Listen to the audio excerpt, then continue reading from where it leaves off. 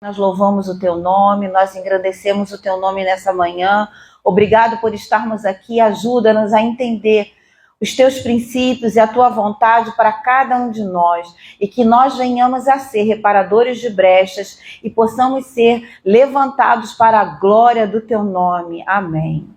Então nós vamos falar sobre hoje, pode sentar. O pastor mandou avisar, essa apostila ela é extensa, ela tem todo o conteúdo que nós vamos falar. Ela foi disponibilizada em forma digital no grupo da igreja, não é, pastor? No grupo da igreja. Quem quiser essa apostila impressa, é só falar com o pastor que ele vai imprimir, tá bem? Quem quiser o papel impresso. Então nós vamos falar sobre o divórcio. Esse é um tema muito polêmico, por quê? Porque existem muitas pessoas que colocam esse tema de uma forma muito legalista e muito radical. O nosso Deus, ele tem um caráter de amor, justiça, santidade, misericórdia e graça. E nós precisamos entender que cada caso é um caso. Não podemos generalizar e nem distorcer os fatos, né? Porque a nossa mente ela tem muito essa tendência de generalizar tudo, de distorcer as situações ou então de omitir algumas. Então nós temos que entender que Deus, quando ele tira Israel da escravidão, quando ele arranca Israel do Egito e leva para uma terra que emana leite e mel, para uma terra prometida, ele vai formar uma nação. Como se aquela nação vai ser um modelo de nação para outras nações. Então Deus vai começar a estabelecer uma sociedade. E toda sociedade tem o quê? Regras e leis. Então Deus vai dar a lei a Moisés para que a nação pudesse viver de uma forma organizada e civilizada. Quando a gente tem uma sociedade onde não há regras, não há leis, o que acontece? Essa sociedade ela tem a tendência de se autodestruir, porque nós precisamos de limites. E a lei é um estabelecer limites. A lei, qualquer lei vai sempre estabelecer limites e ordem para que as coisas funcionem. Então Deus vai colocar leis cerimoniais, né? Tem toda aquela cerimônia. Deus vai estabelecer leis sanitárias. Um exemplo, olha, vocês quando vocês saírem do acampamento e vocês fizerem os seus dejetos, vocês precisam enterrar, porque eu vou passar no meio. Ou seja, Deus vai estabelecer leis alimentares. Não pode comer camarão, por exemplo, né? Porque provavelmente não, o camarão é altamente alergênico. Então Deus estava no deserto, começou a estabelecer várias leis alimentares, cerimoniais, e Deus vai dar os 10 mandamentos, que é a lei moral de Deus. Não matar, não roubar, não adulterar, adorarás o Senhor teu Deus com todo o teu entendimento, com todas as tuas forças e com tudo que você tem, e por aí vai. E essas leis precisavam ser seguidas, mas não como uma regra, mas como o espírito da lei. Qual é a diferença de eu obedecer uma lei como se fosse uma regra automático, ou eu entender qual foi a vontade de Deus a colocar aquela lei para que eu pudesse obedecer. Ao colocar aquela lei que eu não posso matar, que eu tenho que honrar pai e mãe, que eu vou adorar, o primeiro mandamento, adorar o Senhor, meu Deus, com todo o meu entendimento, Deus estava dizendo, olha, se vocês andarem assim, vocês serão bem-sucedidos. Haverá o quê? Uma organização, haverá limites, haverá descanso. Deus estabeleceu a lei do descanso e por aí vai. E quando Deus vai dar a lei do divórcio, tem um motivo para isso. E a gente precisa entender que a lei do divórcio era uma lei civil. Qual é a diferença de uma lei civil para uma lei que não é civil, para uma lei moral? Por exemplo, vou explicar de uma forma mais simples. Nós sabemos que aqui no Brasil não tem essa lei, mas em alguns países da Europa o aborto é permitido. É uma lei civil. Foi lá, alguém votou, né? E até a gente viu coisas assim, hediondas, pessoas comemorando, fazendo festa, que em alguns lugares foi aprovado há pouco tempo a lei do aborto. A pessoa chega e diz assim, não, mas o aborto é permitido. Os Estados Unidos têm aborto até 9 meses, tem lugares que fazem aborto até 9 meses. com injeção letal, sabiam disso? É permitido. Então, se é permitido, eu vou fazer porque é uma lei. Aí usam aquele versículo da Bíblia de forma errada. Olha, mas nós estamos sujeitos às leis do país, mas essa lei fere um princípio moral de Deus, que é não matar. Fere um princípio moral de Deus. Estão entendendo a diferença de uma lei moral para uma lei civil? Existem leis de trânsito. Se a gente fere uma lei de trânsito, a gente é o quê? Multada. Não é assim que funciona?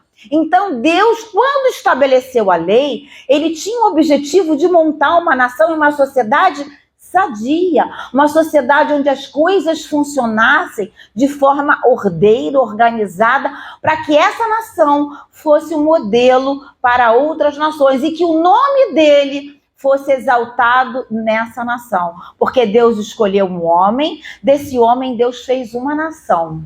E nós hoje somos a igreja e somos a nação do Senhor, onde o nome dele tem que ser exaltado. E nós também vivemos debaixo de leis, né? E regras, porque a lei moral de Deus é imutável. Deus continua o mesmo ontem, hoje e eternamente. Deus, ele não está limitado ao nosso tempo, ele é eterno, né? Ele vai dizer para Moisés: eu sou o que sou, eu serei o que eu serei. Ele é. Eu nunca mais vou esquecer que o pastor foi meu professor de hebraico. Ele dizia que no hebraico não tinha o verbo ser, porque Deus é. Então, Deus é e vai continuar sendo, ele não muda, né? A nossa sociedade, ela vai mudando ao longo do tempo. Nós temos que entender que em lugares tem diferentes culturas. O que é uma cultura? É a forma como as pessoas se relacionam de acordo com aquilo que elas estão vivendo.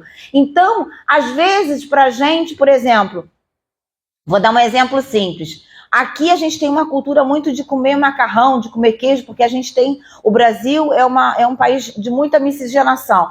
Mas se eu for para um outro lugar, de repente as pessoas têm a cultura de comer escorpião, de comer inseto.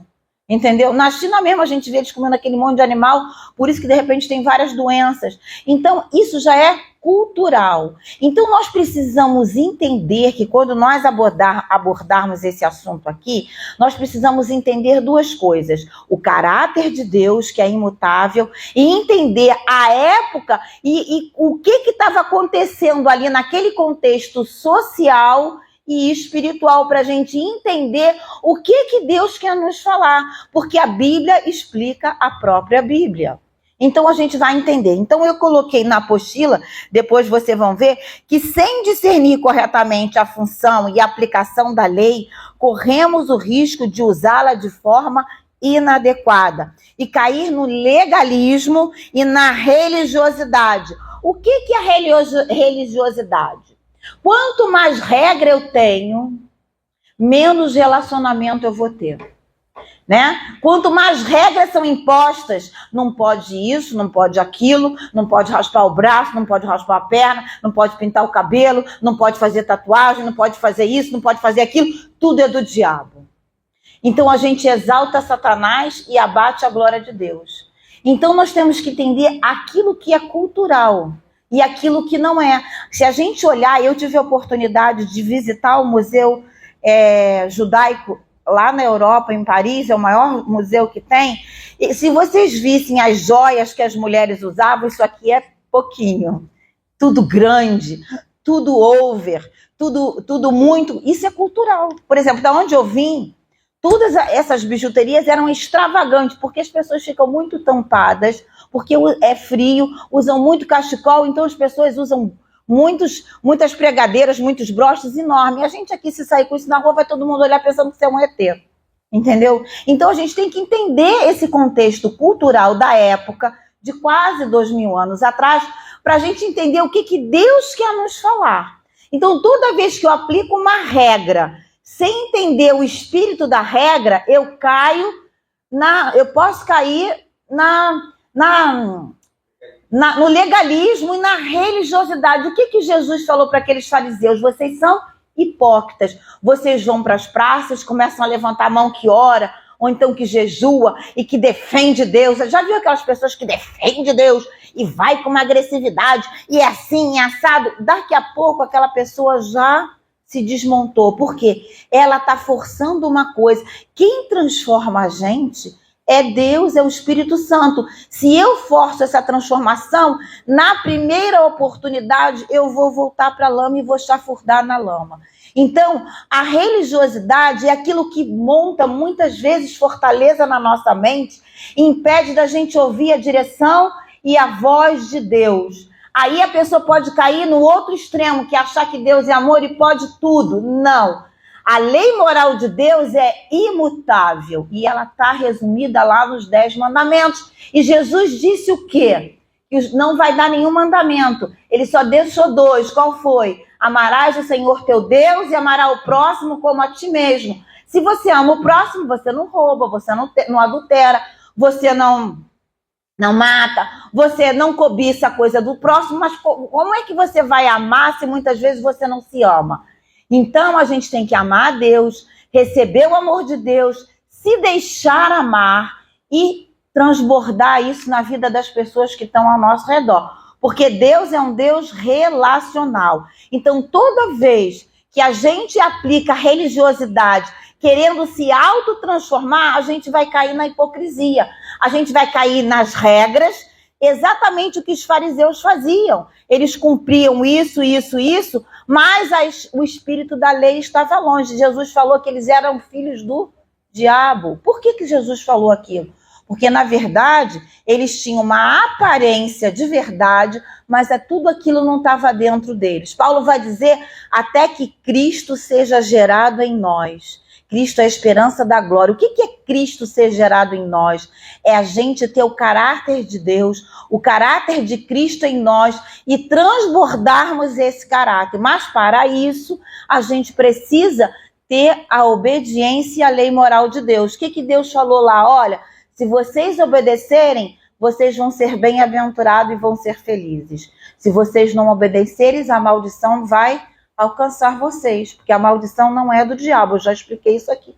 A maldição é a correção de Deus para reposicionar. Exemplo, Deus permitiu que o templo de Jerusalém fosse destruído e o povo ficasse 70 anos em Babilônia no cativeiro. Com que objetivo?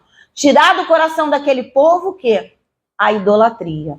E Deus trata conosco nos corrigindo para tirar aquilo que não é dele e colocar aquilo que é dele. Então, quando a gente vai falar do divórcio, a gente tem que ter na nossa mente que cada caso é um caso. E eu coloquei aqui para a gente entender como era feito o casamento judaico. E isso aqui é altamente profético. Isso vai apontar para a nossa relação, para a igreja do Senhor, vai apontar para as bodas do Cordeiro. E a palavra de Deus, ela vai mostrar que o casamento é uma pessoa e que o casamento é algo maravilhoso que Deus fez para o ser humano, porque não é bom que o homem esteja só. Deus falou que faria uma ajudadora, uma auxiliadora, alguém que fosse proteger as emoções do homem. Essa é a função da mulher, proteger as emoções do seu esposo ou do seu esposo. Quando o marido não escuta, muitas vezes, o conselho da mulher, dá ruim, hein? Dá muito ruim. O marido que nunca escuta a sua esposa, ele vai passar por várias coisas, porque a mulher, ela foi criada por Deus, da onde? Do lado do marido, para andar do lado da costela de uma coisa dura, resistente. E assim como Deus tirou do homem a mulher, quando Jesus foi transpassado na cruz, o que saiu de Jesus? Por causa da água e do sangue, ele foi transpassado. Deus formou o quê? A igreja, que somos nós, a noiva de Cristo. Então, o casamento, a Bíblia começa com o casamento e termina nas bodas do Cordeiro com outro casamento. Então, o casamento é algo que Deus ama e que a gente tem que ter responsabilidade quando aceitamos a Cristo e vivemos debaixo dessa lei do amor, e o meu coração convertido ao meu marido, o meu marido convertido ao meu coração. Quando a gente tem isso, a gente tem tudo certo. E a gente vive um tempo de refrigério. Então eu coloquei, como é que era o casamento? O casamento era feito em 2 etapas. Preste bem atenção que aqui tem um segredo profético no casamento.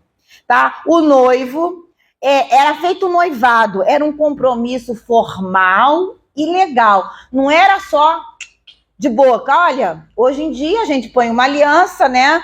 E a gente fica noivo. Mas lá não, tinha um documento. Era um compromisso formal. E muitas vezes quem escolhiam eram as famílias, né? Havia um propósito. Por isso que todo casamento tem que ter um propósito de quê? De nos santificar. E ao ser santificado, nós somos felizes. Quando a gente coloca a nossa felicidade na dependência de uma segunda pessoa, a gente vai sofrer muitas frustrações. A nossa felicidade está no Senhor e naquilo que eu vou derramar na vida do outro. Porque quando eu derramo esse amor, quando eu derramo essa compreensão, eu vou constranger o outro a me amar conforme o Senhor mandou.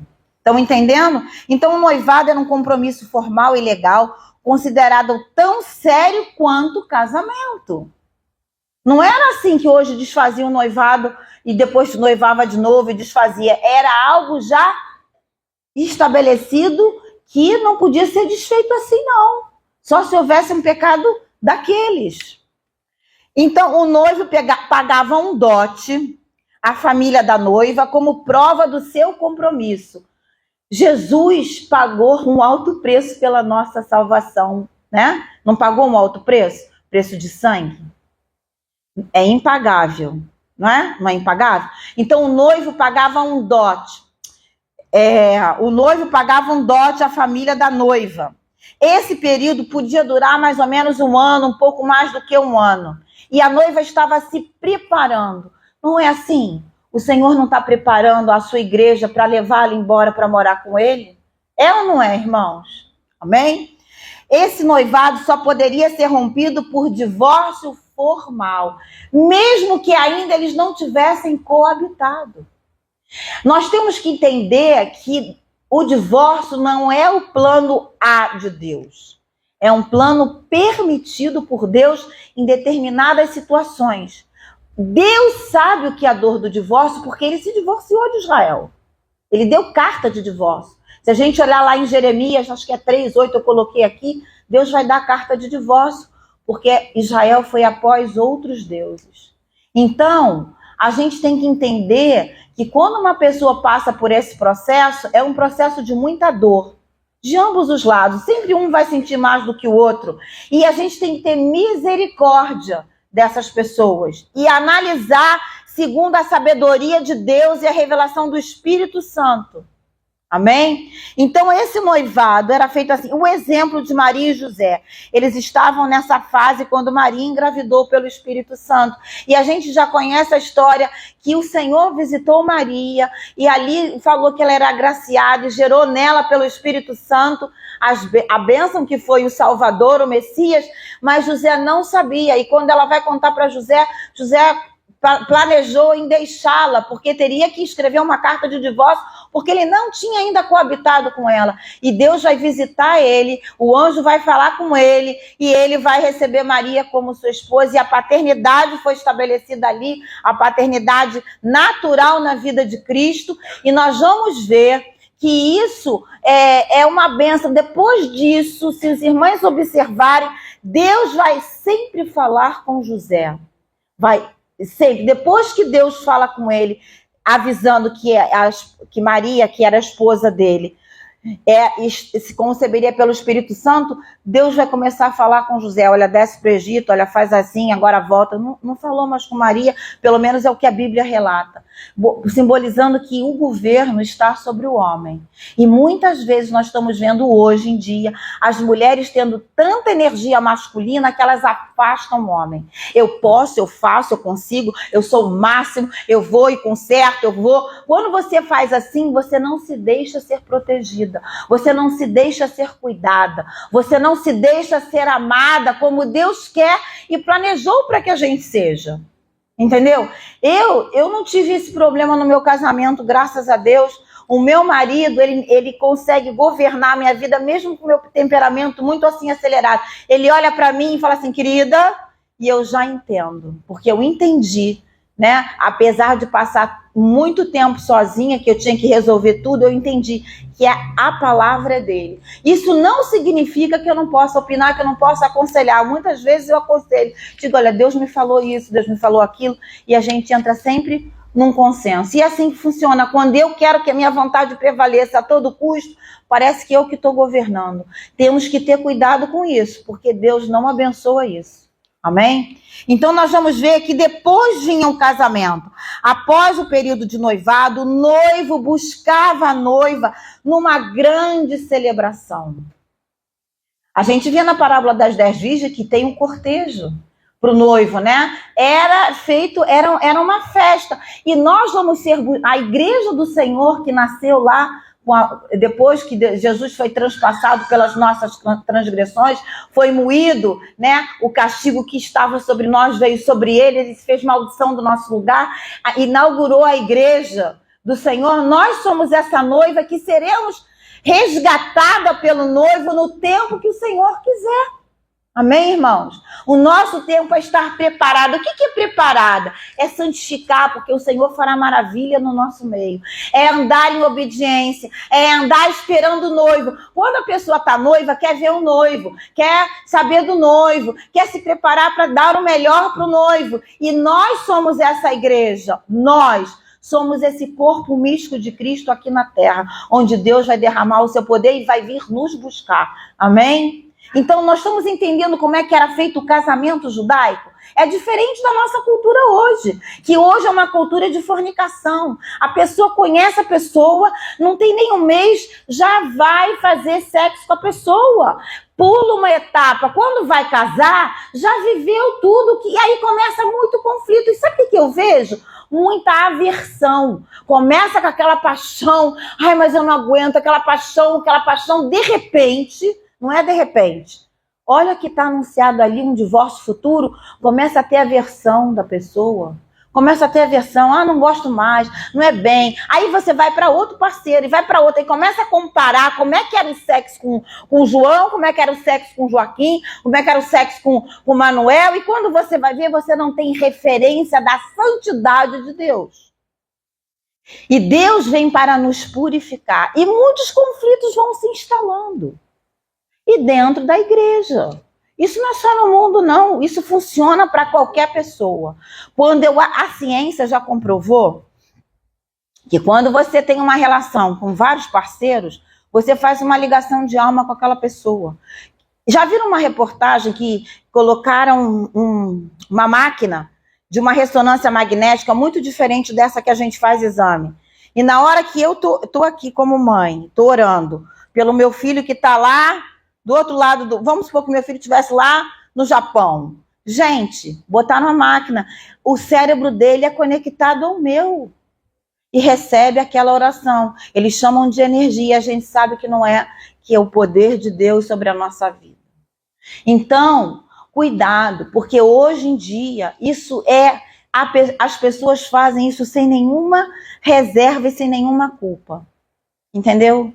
Eu já atendi uma vez uma pessoa que já tem bastante tempo isso, que ela chegou para mim e falou assim, olha, sabe por que eu casei? Eu falei, não. Ela estava relatando que ela estava vivendo muitos conflitos no casamento dela. Muitos. Ela não sente amor pelo marido. Eu falei, mas o amor a gente pode construir, a gente pode reacender a chama. Eu fui usando tudo que eu podia. E ela falou para mim assim, mas eu estou arrependida de ter casado, sabe por quê? Porque falaram que era para eu casar, porque eu comecei a ter um relacionamento muito mais íntimo, mas não cheguei a vias de fato. Os irmãos estão me entendendo.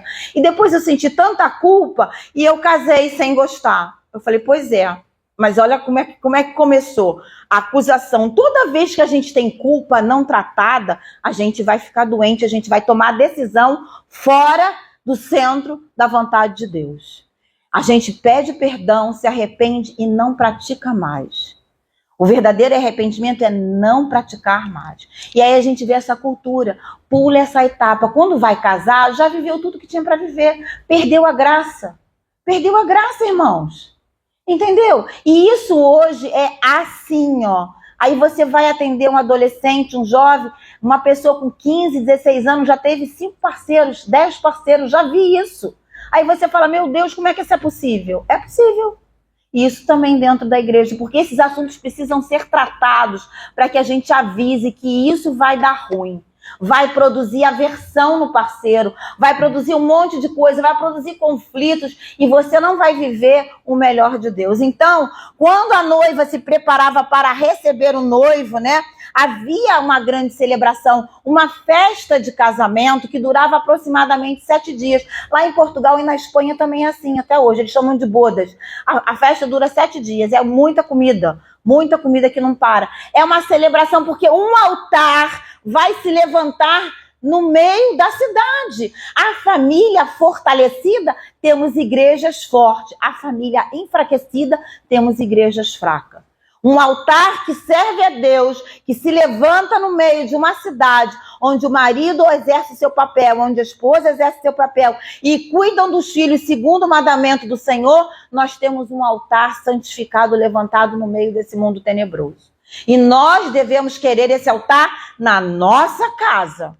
Amém? Então nós vamos ver que o casamento era considerado um mandamento divino.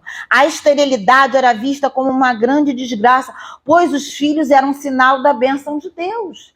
E é verdade, a Bíblia diz, tem um versículo que agora eu não me recordo onde é que está. Está no Velho Testamento, que diz assim, que em Israel não haveriam mulheres estéreis nem desfilhadas.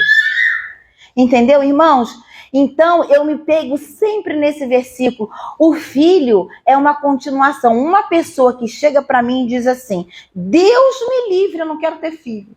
Irmãos, pode pesquisar que essa pessoa tem muitos problemas emocionais. Porque ela não quer se ver. O filho é a continuação da gente.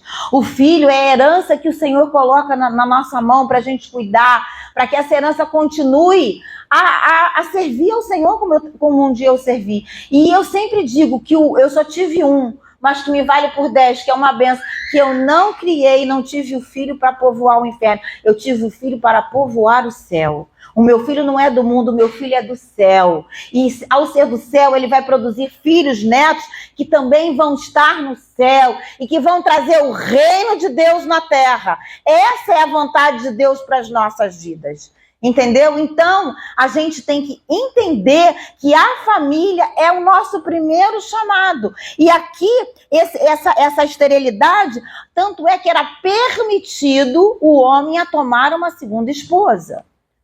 Para gerar o quê? Descendência. Porque eles esperavam também o quê? O Messias, estão esperando até hoje. Se a gente colocar o pé da letra, eu já escutei assim, mas olha só, antigamente havia a poligamia. Não tem problema, eu tenho uma mulher, de repente eu tenho a segunda, eu tenho a terceira e tá tudo bem. Não tá tudo bem, não. Que esse nunca foi o plano original de Deus. Deixará o homem, o pai e a mãe, e se unirá à sua esposa, e os dois serão uma só carne. Entendeu? É o casamento. Aí você diz para mim assim, mas não, então eu já escutei assim, não precisa ter papel, porque amigado com fé, casado é. Não.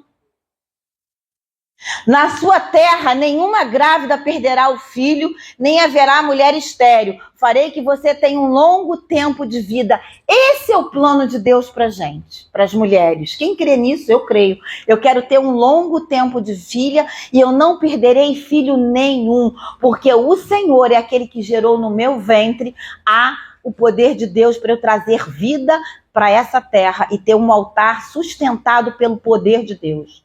Então, irmãos, quando diz assim, amigado com fé, casado é, porque uma pessoa que não casa, que não assume um compromisso de ser fiel e de ser leal, ela está dizendo lá no inconsciente dela, estou à espera de uma coisa melhor. É certo e direitinho. Isso é experiência empírica minha de muito tempo. Você pode conversar. Quando você vai ver, mas olha, de repente não é bem aquilo que eu quero, ainda estou à espera que aconteça alguma coisa. Quando alguém ama, principalmente o homem, né? A mulher é dada ao homem. Quando você inverte essa situação, a mulher corre atrás do homem o tempo inteiro. Aí ela tem que fazer tanta coisa que ela fica cansada. Aí ele tem que conquistar ele. Aí eu tenho que conquistar ele. Quando você escuta, a pessoa tá esmilinguida. Porque quando o homem gosta e quer, ele vai e toma a decisão, ele vai e assume a responsabilidade, ele quer você realmente. Quando isso não acontece, é melhor largar esse relacionamento, porque isso é um divórcio anunciado desde o começo. É um divórcio anunciado ali, ó, no começo. Aí a pessoa insiste. Será que Deus está nisso? A pessoa está tendo os sinais e a pessoa está obstinada em fazer como ela quer. A obstinação é como um pecado de feitiçaria. E tem muita gente obstinada porque eu quero que seja ele. Eu quero que seja. Sabe o que acontece? O que aconteceu lá quando Moisés subiu no monte para receber de Deus os 10 mandamentos? O povo não esperou. O povo construiu, sabe o quê? Um bezerro de ouro. Quando a gente não espera o tempo de Deus, a gente faz com a nossa própria mão um ídolo para o nosso próprio desejo e a gente quebra o princípio de Deus. E isso seja em qualquer área, sentimental, financeira e emocional. Por isso que é melhor ouvir o que Deus tem para a nossa vida do que tomar atitude sem a direção do Espírito Santo. Então o casamento naquela época era assim, os pais arranjavam um casamento. O divórcio era permitido, mas regulado pela lei de Moisés. O divórcio, então, não é uma lei moral, não vem da vontade de Deus, vem para regulamentar algo que já aconteceu, uma lei civil. Eu dei o exemplo do aborto para os irmãos entenderem mesmo qual é a diferença de moral e civil. Eu vou repetir. O aborto é uma lei permitida na França, em Portugal, em vários países da Europa, em vários países sul-americanos, na Argentina, por aí vai. Mas é uma lei moral? Deus abomina o aborto. Isso é a mesma coisa que você consagrar aquela criança e abortar para Moloque, para aquele Deus que as pessoas faziam sacrifício, ou para Baal, que derramavam o sangue dos filhos. Teve até rei de Israel que sacrificou seus filhos, Manassés e um outro aí agora que eu não me lembro, derramando aquele sangue ali inocente. E quando uma mulher tem um ventre que ela aborta voluntariamente, ela está negando a maternidade, ela está matando gerações que viriam, e ela está dizendo para Deus, olha, eu rejeito a vida que o Senhor deu. Deus tem perdão para isso, mas as consequências não são muito boas. Aí você gera um outro filho dentro desse ventre que foi, sabe o quê? Um verdadeiro sepulcro. Você pode ver que aquela outra criança vai ter uma perseguição de um espírito de morte seguindo ela o tempo inteiro e precisa crucificar e se arrepender, orar e pedir a graça de Deus para perdoar esse pecado. Todos os pecados Deus perdoa e lança no mar de esquecimento, exceto a falta de perdão. Quando eu não libero perdão na vida do meu irmão, Deus nem recebe a nossa oferta. Quando eu não me perdoo, eu crio muitas cadeias na minha vida. E quando eu blasfemo contra o Espírito Santo, que nada mais é do que uma apostasia. Para isso não há perdão. A pessoa já está por sua conta e risco. Então, se a gente tem alguma coisa dessa na nossa vida, a gente precisa pedir perdão ao Senhor, né? Deus não leva em tempo o tempo da ignorância, mas a gente também sofre a consequência, porque é uma lei e um princípio que governa a terra. Estão entendendo como é sério? O que diz lá? O sangue do teu irmão clama na terra. Quando Caim matou Abel, o sangue do teu irmão clama. Lembra da lei? Existia uma coisa que quando a pessoa matava uma outra pessoa, sem querer, sem ser intencional, ela tinha que fugir para uma cidade de refúgio. Até que aquele sacerdote que governava naquela época morresse e ele pudesse voltar. Era como se fosse uma pena. Para que não houvesse o quê? Morre todo mundo e é uma terra sem lei? Não. E quando a pessoa era intencional, o sangue, a família do morto, aquela pessoa que foi morta intencionalmente, a outra família poderia vingar. Deus é o nosso vingador, amém? Então, muitas vezes a gente mata o outro, não é com a faca, mas é com a nossa língua. E a gente tem que vigiar isso, porque também a gente está derramando sangue sobre a terra. E tudo aquilo vai voltar para a nossa vida. Tudo aquilo que a nossa boca falar, a gente vai dar conta ao Senhor. Então, o casamento naquela época era isso. E Jesus fez o milagre, o primeiro milagre dele, visível, foi o quê? Dentro de um casamento. trazendo a alegria. O que simbolizava o vinho na palavra de Deus? A festa, a alegria, né?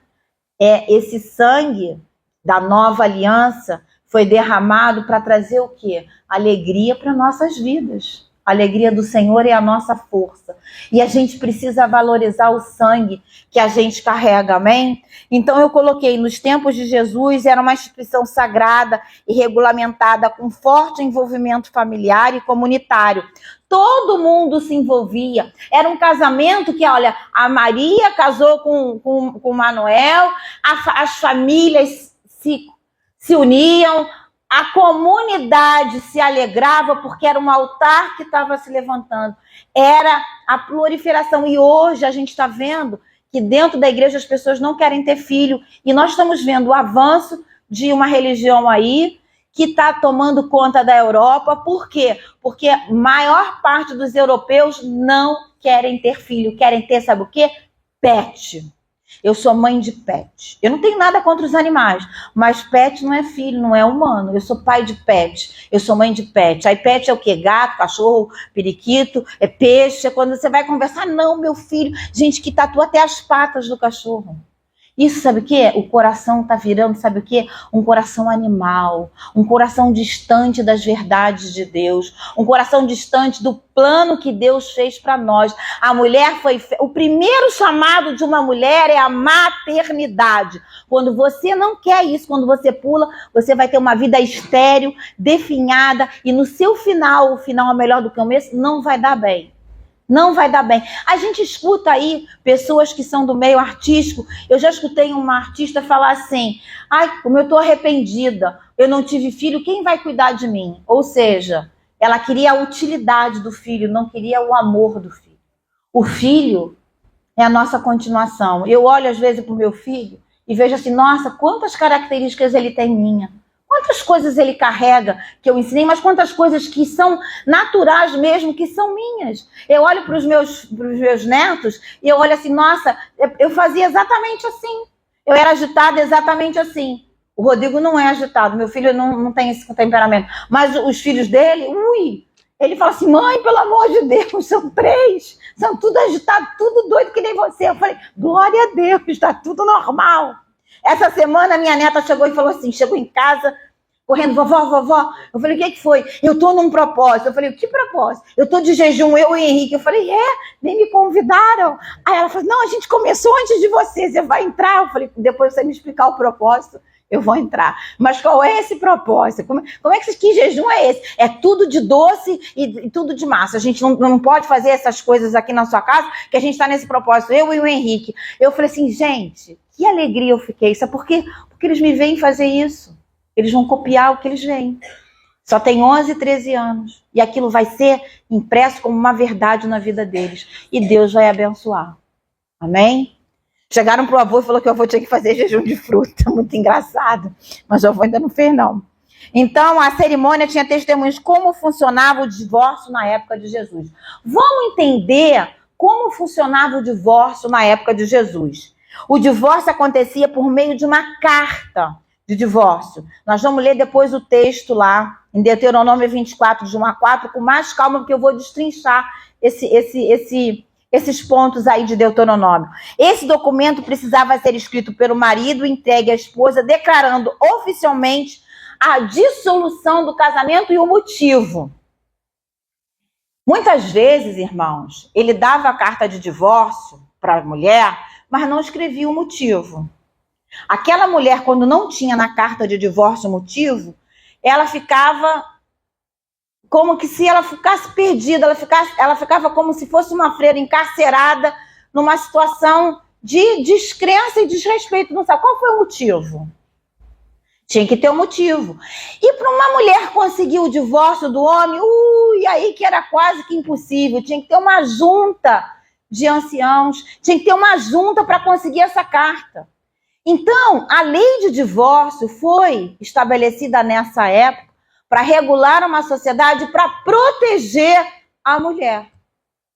Porque quando o homem mandava ela embora sem carta de divórcio, pela lei, ela estava ligada ao marido. Ela voltava muitas vezes para a casa dos pais e ficava encerrada ali, não podia ter ninguém, porque se ela tivesse, ela era adúltera. Quem lembra que eu contei aqui, quando a gente estudou sobre adultério, o caso de Tamar e Judá? Não foi de adultério, mas pensaram que ela era o quê? Adúltera. Por quê? Porque Judá tinha prometido a ela o seu filho Selá. Não deu, ela ficou encerrada na casa do pai como uma pessoa totalmente sem condição de ter ninguém, porque havia a lei do levirato. Ela não podia, apesar de ser viúva, ela não poderia ter outro marido, porque ela tinha a possibilidade de ter o quê? Selá em primeiro lugar. Caso ele não quisesse, tinha que ter alguém próximo. Quem lembra da história de Boaz e de Ruth? Quando Ruth vai deitar aos pés de Boaz, vai pedir para ele ser remidor dela, ele vai dizer, tem outro na minha frente. Se esse não aceitar, eu vou assumir esse papel. Deus não tem preconceito com os nossos pecados. Deus nos lava dos nossos pecados. Mas para isso a gente precisa reconhecer e tomar a direção certa. Então, essa carta de divórcio era dada para que houvesse novo casamento. Quem lembra que Jesus falou para aquela mulher samaritana, tiveste 5 maridos, e o que tem não é teu marido. Jesus tinha que falar para ela assim, olha, você teve 5 amantes. Não, Jesus disse para ela que ela teve, 5 maridos e não deu certo com ninguém. Gente, é o que a gente vê hoje, é diferente hoje? Não. A pessoa não casa, faz uma união estável, aí pula para outra união, mas eu não estava casada, e pula para outra união. Mas agora eu vou casar. Eu tive 7, 8 namorados, tive relação sexual com todos eles. Agora eu vou casar na igreja de véu nigrado. Deus aprova esse casamento. Aí aquelazinha que só casou uma vez e foi abandonada, sofreu violência doméstica, está em um papel de divórcio, ela está condenada a nunca mais ter ninguém? Acha que Deus age assim? Essa é uma balança enganosa. A gente tem que ter cuidado com aquilo que a gente aconselha e com aquilo que a gente fala. A gente tem que entender que Deus não mandou divorciar. Gente, o divórcio é o plano de Deus? Não. Mas o divórcio acontece. Deus se divorciou de Israel e ele sabe o que é a dor de um divórcio. E quem já passou por um divórcio sabe o que é a dor de um divórcio. Seja o motivo que for. Agora, a gente precisa da sabedoria de Deus, da sabedoria da boca do sacerdote, da liderança pastoral que tem esse chamado, da boca daquele que conhece a verdade de Deus e vai aconselhar segundo a palavra de Deus. Não conhecer o seu caso, dizer, olha, não separa não, fica aí e vai aguentando. Eu já escutei, pessoas chegaram para mim e falaram assim, olha, eu apanho do meu marido, ele me empurra, ele me bate e eu não posso separar. Eu falei, isso é caso de Lei Maria da Penha. Não vamos espiritualizar aquilo que é natural e não vamos naturalizar aquilo que é espiritual. Muitas vezes começa sem comunicação no casamento. Quando vem a indiferença e a falta de comunicação no casamento, já tá aí, um cenário para um possível divórcio. E a gente precisa resgatar a comunicação, porque o marido fala A, a esposa entende B. A esposa fala A e ele entende B. Gente, socorro, alguém me ajuda. Pede socorro a alguém para você reposicionar isso, porque se a indiferença prevalece e se a falta de comunicação vai tendo o quê? Um distanciamento. Depois isso passa para a cama, para o ato sexual. Você vai distanciando. Eu já atendi pessoas que estão, às vezes, 1 ano sem manter relacionamento sexual. O sexo é renovação da aliança. E aí o diabo entra, aí começa a botar doença. Vem impotência, vem uma porção de coisa, a mulher fica frígida e vem um monte de outros conflitos. E a pessoa vai no sintoma, mas não vai na causa. Aquilo começou aonde? Na indiferença e na falta de comunicação. Porque como é que o outro vai saber que eu não gostei? Gente, tem gente que não fala nada. Acha na cabeça que o outro entendeu que você não gostou. Tem que falar, não gostei. Eu sou muito transparente. Eu chego pro Mário e falo assim, olha, tempo, péssimo, detestei isso. Ele também fala assim, querida. Quando ele fala assim, querida, eu já sei que ele não vai falar muito. Eu tenho que me orientar. Epa, querida, falaste demais. Ô, querida, alô. Eu já vou, epa, isso está afetando ele. Eu vou E eu vivo um casamento muito abençoado, irmãos, porque eu entendi o papel que eu tenho que ter dentro da minha casa. Quando eu não entendo esse papel, eu vou ter conflitos.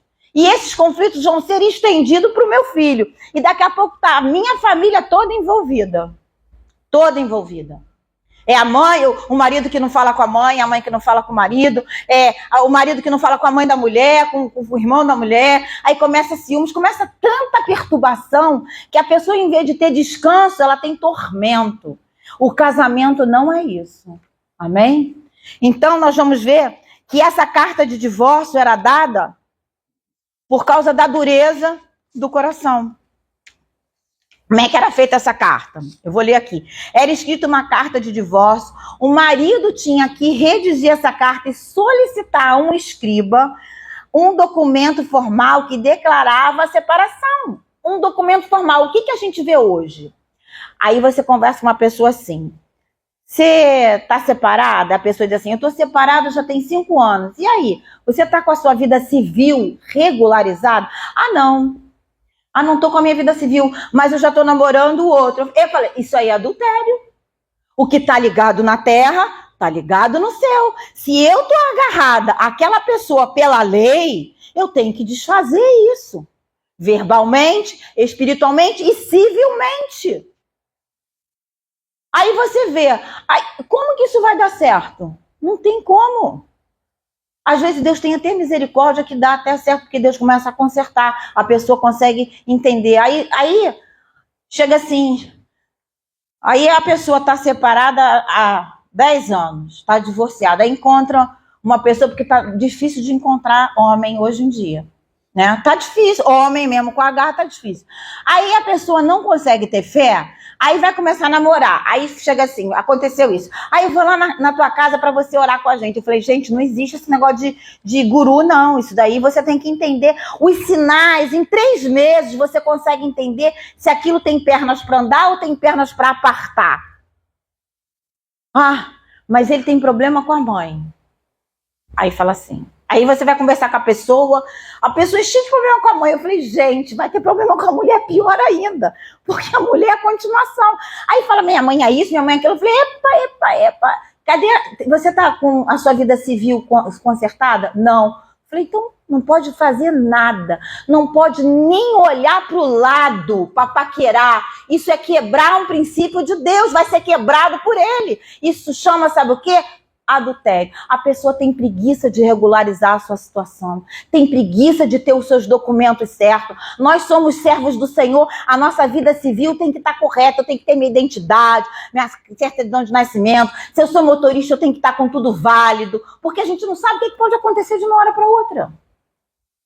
Eu sou casada com um homem de outro país. O meu marido tem todos os documentos brasileiros, todos os documentos portugueses, eu tenho todos os documentos brasileiros e todo o meu documento de Portugal, identidade, carteira de cidadão, passaporte, carteira de motorista, tudo em dia. Eu não sei o que pode acontecer. Isso é andar segundo a lei dos homens também. Ah, mas eu não posso fazer. Não, isso sabe o que é? Desleixo e irresponsabilidade. Vamos dar nome aos bois? Então, irmãos, a pessoa que se tem uma carta de divórcio, ela tem que colocar isso escrita civilmente, porque aí realmente está separado.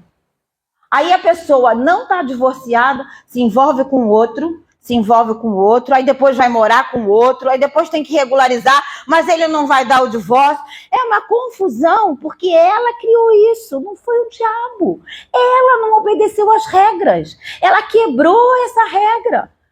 E aí você vê um monte de confusão. Ah, mas ele não tem um papel, mas ele disse que vai ter o papel, mas a mulher não quer assinar. Não pode se relacionar com ninguém. Se você não está livre, não entra na vida de ninguém. Se você não está livre emocionalmente, não vai fazer pouso na vida dos outros. Se você não está livre civilmente, não vai envolver uma outra pessoa na sua vida.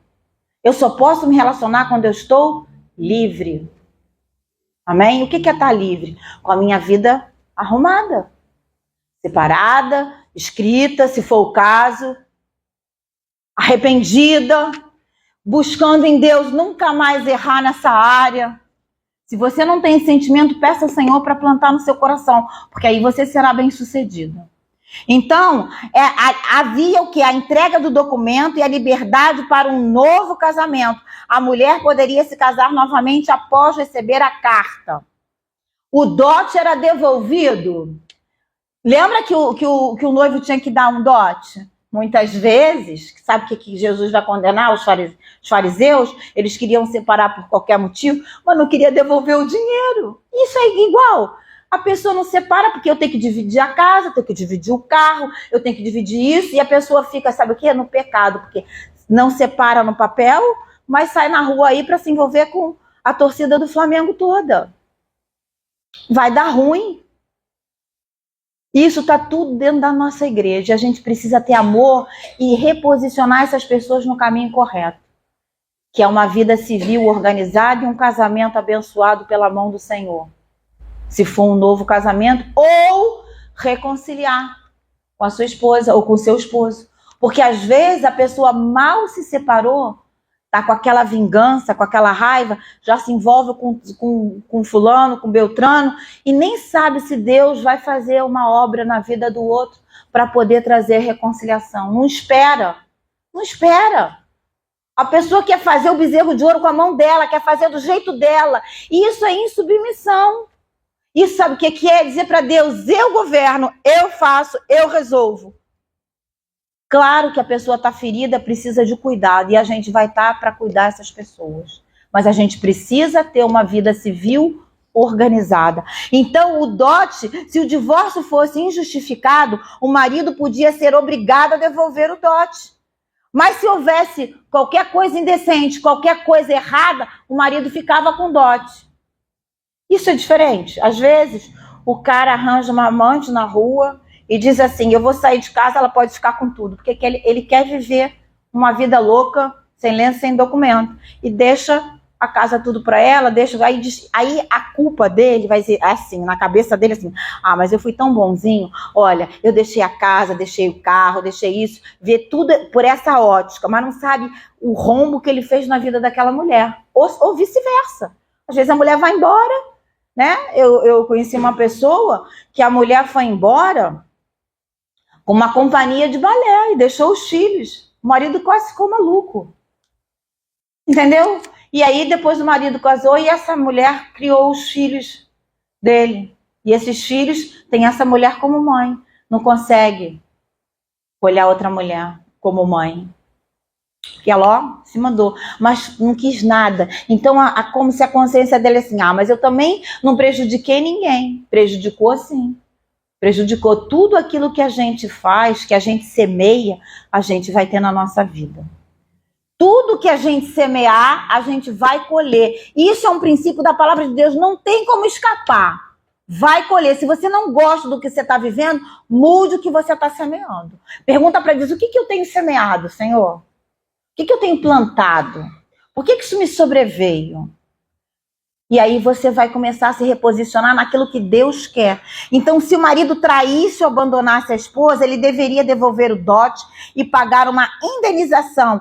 Além da mulher, tinha direito ao ketubá, era um contrato matrimonial que previa uma indenização no caso de divórcio. Isso funciona até hoje em Israel. Quando alguém vai casar, tem um contrato de divórcio.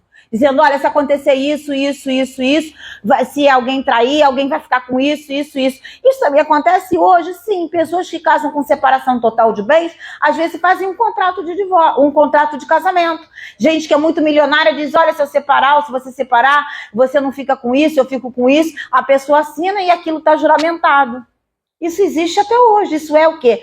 Civilmente você está organizando uma sociedade e está se protegendo de coisas.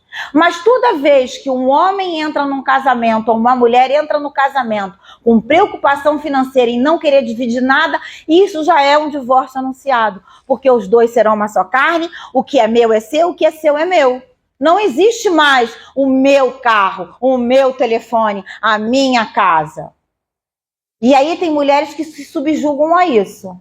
Tem mulheres que aceitam isso. Depois, mas eu não quero o dinheiro dele. Mas ele não quer dar para você. Por quê? Então, que relacionamento é esse que não é nada nosso? Tudo é dele. É o quê? O egoísmo. E um casamento baseado numa plataforma de egoísmo não vai dar certo. Alguém aí vai ficar em déficit emocional, financeiro e espiritual. Porque vai estar sempre com o pires na mão, esperando as migalhas que caem de cima da mesa. Deus não tem migalhas para nós, nem escravidão para a gente. Deus nos libertou para vivermos uma vida livre em Jesus e não migalha dos outros na nossa mão. Mas ele é muito rico, eu não quero o dinheiro dele. Olha, quando eu fui tratar do meu casamento, lá em Portugal existe uma lei, desde a lei do divórcio, que é separação total de bens, já é por defeito. E para eu fazer um papel com o Mário, nossa, aquilo era uma fortuna. Aí ele falou assim, querida, você confia em mim? Sim. A primeira oportunidade que o Mário teve, logo 2 anos e pouco do meu casamento, ele comprou um apartamento para me dar, para eu não ficar desprotegida. Meu marido nem convertido era. Ainda.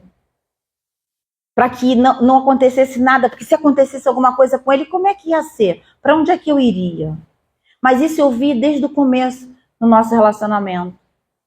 Então, um homem que não protege a mulher, que não dá segurança para a mulher vai ficar sempre perturbada da cabeça. Aí vai ter dor no corpo, dor não sei aonde, vai ter um monte de sintomas, sabe por quê? Porque emocionalmente ela não está guardada. Ela não está guardada. O homem tem que proteger a mulher. A Bíblia diz que o homem tem que amar a mulher como Cristo amou a igreja e assim mesmo entregou por ela. É um amor sacrificial. Primeiro ela, depois você. E quando a gente recebe esse amor, a gente consegue amar numa proporção que não dá para descrever. Porque a Bíblia não manda a mulher amar, manda a mulher respeitar. Mas quem recebe esse amor consegue viver feliz e bem-aventurado. Agora, como que a gente constrói isso? Vendo os sinais. As pessoas não querem ver os sinais, as pessoas querem beijo na boca, amasso, dinheiro, passear, isso daí não constrói relação, não. O amor, ele é construído diariamente. Tem um poema do Mário Quintana que diz assim, não adianta querer as borboletas no seu jardim, cuide do seu jardim, que as borboletas virão automaticamente. Cuide da sua vida espiritual, cuide do seu relacionamento com Deus, que o Senhor vai te mostrar por onde você deve andar. Então, nós vamos encerrar esse bloco. Então, nós vamos entrar agora na diferença, na próxima aula. Não falte, que essa é a mais importante. Isso foi uma pequena introdução. A diferença entre repúdio e divórcio. Repúdio é uma coisa, divórcio é outra. O repúdio é moral, o divórcio é civil. E eu vou explicar isso esmiuçando e trazendo casos, problemas aqui, para a gente poder aconselhar segundo o coração de Deus. Não é dizer, tem pessoas que vivem em cadeias, que não moram mais com seu esposo, mas não divorciam, porque o divórcio é do diabo, é pecado, mas fazem pior, porque estão vivendo fora da lei civil e fora do plano de Deus, que é amar a sua esposa como Jesus amou, é proteger o coração e as emoções do seu marido, é santificar no seu casamento, é cuidar dos filhos, é um altar levantado. Estão vivendo em casas separadas, isso é demoníaco. Estão entendendo o espírito da lei? Alguém quer fazer alguma pergunta? Ninguém? Está todo mundo entendendo? Todo mundo entendeu? Então vamos levantar e vamos agradecer ao Senhor. Na próxima aula nós vamos falar sobre repúdio e divórcio, né? A religiosidade, irmãos, atrapalha o nosso relacionamento com o Espírito Santo.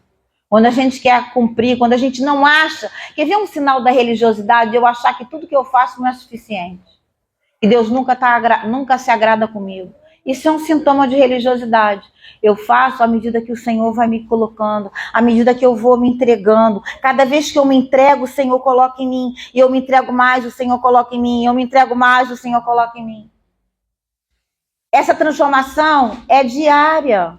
Não queira que o outro seja super espiritual da noite para o dia, porque isso não vai acontecer. Vai acontecer, sabe o que? Ele vai entrar dentro de uma casinha, de uma caixinha e vai cumprir um monte de regra, mas não vai fazer daquilo gerado do próprio coração. Ele mesmo vai gerar dele mesmo, não vai dar ruim. Logo, logo aquilo vai se esvair. Vamos agradecer ao Senhor. Senhor, obrigado, Senhor, porque o Senhor vai nos fazer entender aquilo que está dentro do teu coração. Nos ensina a andar, Senhor, civilmente, em harmonia com aquilo que o Senhor tem para as nossas vidas. Nos ensina a andar moralmente, Senhor, diante do teu altar, irrepreensíveis, para que o teu poder venha se aperfeiçoar nas nossas fraquezas e venhamos a desfrutar das tuas bênçãos e sermos bênção na vida do outro, Senhor. Ajuda-nos, Senhor, nas nossas fraquezas, nas nossas debilidades, nas nossas imperfeições. Vem nos aperfeiçoar para que a gente possa resplandecer o verdadeiro perfume de Cristo e sermos abençoadores, Pai. Recebe a nossa gratidão em nome de Jesus. Amém.